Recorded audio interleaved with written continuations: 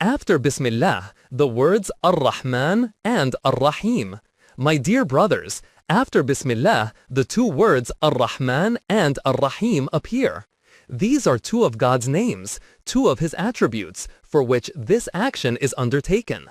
According to this meaning, the sense of Bismillahir Rahmanir Rahim is, whatever is said or done afterwards, its purpose is that God's attributes of Rahmaniyya, absolute mercy, and Rahimiyya, special compassion, should manifest and become evident, that these divine attributes should specifically come into operation. When these words appearing at the beginning of a surah are attributed to God, meaning understood as Allah Himself declaring this, then it means God's statement is that we have revealed this Quran, or this verse, or this surah, so that our attributes of Rahmaniyya and Rahimiyya may be universally manifested. And when a believer, a Muslim, begins any task with these words, it means, I am undertaking this task so that God's attributes of Rahmaniyya and Rahimiyya may be manifested through it. Thus, the purpose of Bismillah is to bring into practical effect God's attributes of mercy and compassion. The true purpose of the Qur'an's revelation. Now the question arises, what is the meaning and purpose of God's attributes of Rahmaniyya and Rahimiyya? Of course, all of God's attributes are equally great and important in their own place. But clearly, the attributes that are declared at the very beginning of the divine program and at the beginning of man's program must hold special significance. Therefore, these two attributes, Ar-Rahman and Ar-Rahim, demand deep reflection.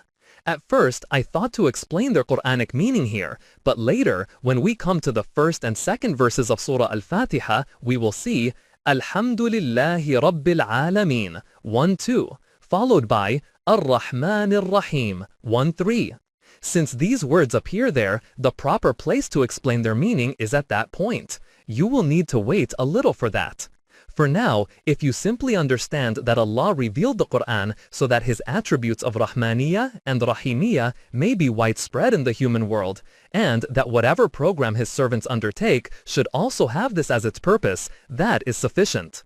Thus, at this moment, as I explain the meanings and concepts of the Quran according to my insight, and you strive to understand them, our shared purpose must be that God's mercy should manifest universally. This is my ultimate aim and the goal of all my efforts.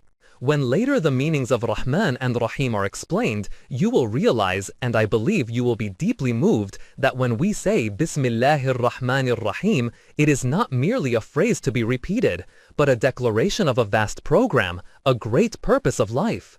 These words are not just recited, they are a program to be put into practice. It is the duty of the Muslim community to implement it, and the responsibility of every Muslim individual to participate in it.